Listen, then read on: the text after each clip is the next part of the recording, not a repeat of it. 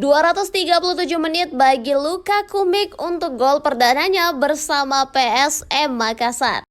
Penyerang asing PSM Makassar Luka Kumik berhasil mencetak gol perdananya di kompetisi sepak bola Indonesia.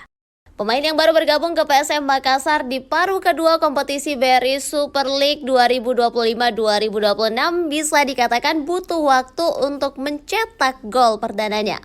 Sejak bergabung di paruh kedua musim ini, Luka Kumik terlihat kesulitan di beberapa pertandingan awal di PSM.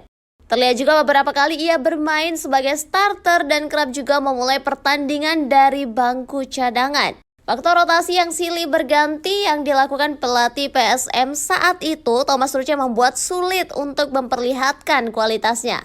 Setelah melewati masa-masa sulit itu, Kumik akhirnya berhasil menciptakan gol perdananya untuk tim berjuluk Juku Eja tersebut.